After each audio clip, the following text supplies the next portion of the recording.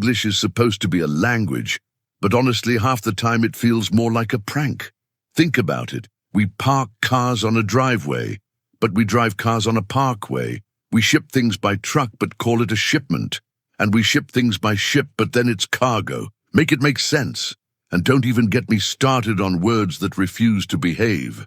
Rid and read are spelled exactly the same, but one sounds like you're doing it right now, and the other sounds like you already did it yesterday. Same word, different timeline. Or take words that look like they should rhyme, but just straight up don't. Bomb, comb, tomb. Really? They all end the same way, but apparently the rules just pack up and leave halfway through. And then there are words that are spelled totally differently, but sound identical, like pear, and pare. At this point, are we learning a language, or are we just playing an endless round of guess the rules? The truth is, English isn't broken. It's chaos dressed up as communication. And today we're diving headfirst into the madness. So here is the situation. People say English is one of the hardest languages in the world to learn, and honestly, they're not wrong. On the surface, it looks pretty simple. 26 letters, a handful of grammar rules, and enough vocabulary to fill a dictionary the size of a small car. Easy, right? Wrong. The moment you scratch beneath the surface, English reveals itself as a Frankenstein's monster of stolen words, broken rules, and contradictions. Think about it. Half the language comes from Latin, another chunk from French, some from German, and then we just sprinkled in random words from everywhere else like we were making a linguistic smoothie. The result?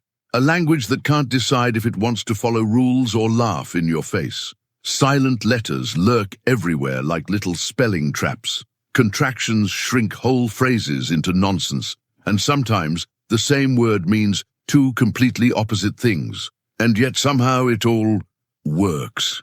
Millions of people around the world use English every day, and we still manage to understand each other most of the time. So in this video, let's pull the curtain back on the chaos and see why English is less of a language and more of an extreme sport. All right, let's get into why English is such a confusing disaster. At its core, a language is supposed to have rules, clear, consistent rules that help people communicate. But English has rules that it immediately breaks, laughs about, and then writes exceptions for. Take nouns and verbs. Simple enough. Nouns are things, verbs are actions. A car is a noun, to run is a verb. Easy. But in English, the same word can be both, depending on how it feels that day. You Google something, but you also open Google. The police are the police, but they also police the streets. And yes, you can technically write police, and it's correct, though it looks like you smashed your keyboard. And then there are the words that have multiple meanings stacked on top of each other. Set has the most definitions of any word in the dictionary. You can set down a glass, win a tennis set, adjust a TV set, or set your alarm. And somehow none of those are the same. So yeah, English doesn't just bend the rules. It actively trolls you. And this is only the beginning. Okay, time for some examples that will absolutely melt your brain. Let's start with the infamous one. Buffalo, buffalo, buffalo, buffalo, buffalo, buffalo, buffalo, buffalo. Looks like nonsense, right? But it's a real, grammatically correct sentence.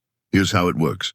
Buffalo is a city in New York. Buffalo is also the animal, and buffalo can mean to bully.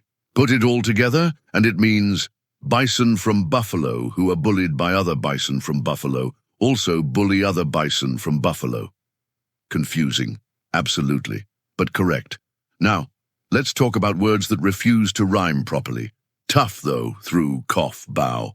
They all end with the same 4 letters, ow, but every single one sounds completely different. Imagine being a new learner and trying to memorize that nightmare.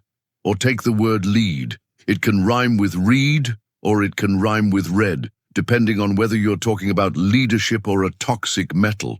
And then there's polish versus Polish. Did you shine your car, or did you just turn it into a citizen of Poland? English doesn't just confuse, It actively gaslights you into questioning reality. Just when you think English can't get any crazier, it hits you with some wild facts. Let's start with silent letters. Why is the K in knife completely silent? Or the P in psychology? And don't forget the S in island. Totally invisible, but somehow mandatory. Silent letters aren't helpful. They're like little traps planted to confuse you for fun. Then there are contronyms, words that are their own opposites. Take screen, for example. You can screen a movie, which means show it, or screen your face from the sun, which means hide it. Or consider off. When a light goes off, it turns off. When an alarm goes off, it actually turns on. English is basically trolling you with these double meanings. And let's talk contractions. We love shortening words. I have not becomes haven't, they are becomes there. And then some people decided to get ambitious with triple contractions like Y, all's d, ed v. Sure, it's efficient, but also terrifying if you try to read it aloud. Honestly, English feels less like a language and more like a giant playground of exceptions. It's confusing, ridiculous, and yet somehow completely charming. So after all of this, what have we learned? English is less of a language and more of a chaotic, beautiful mess. It borrows words from everywhere, ignores rules when it feels like it, and somehow expects us to just go along with it. Nouns can act like verbs. Verbs can act like nouns. Silent letters hide in random corners. Words like set do the work of 100 words. And don't even get me started on contronyms, triple contractions, or that dreaded ARF spelling. Yet here's the irony. Despite all this chaos, English works. Millions of people communicate in it every day, mess up spellings, mix up homonyms, and still understand each other. It's messy, yes, but it's also incredibly resilient. So if you've ever struggled with English, take a deep breath. You're not failing, you're surviving. English isn't about perfection. It's about navigating the madness with a little humor, patience, and maybe a dictionary nearby. At the end of the day, it's more than a language. It's a puzzle, a playground, and sometimes a complete troll. And somehow, that's exactly what makes it so fascinating. And that's our deep dive into the wonderfully confusing world of English. Crazy, inconsistent, and full of exceptions, but somehow, we all manage to make it work. Whether it's silent letters that sneak in unexpectedly, words that mean their own opposite, or pronunciations that make absolutely no sense. English keeps us on our toes, and honestly, that's part of the fun. If you enjoyed this video, make sure to hit subscribe and ring that notification bell, so you don't miss the next adventure into the weird, wild, and wonderful quirks of language.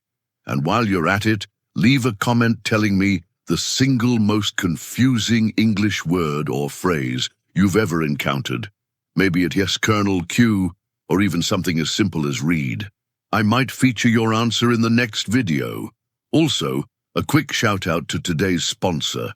Insert sponsor name here. They're helping keep this channel alive. And if you want to level up your brain while supporting the channel, check the link in the description. Alright, that's it for today. Thanks for watching, laughing, and surviving English with me. Remember, it may not make sense, but somehow it always works.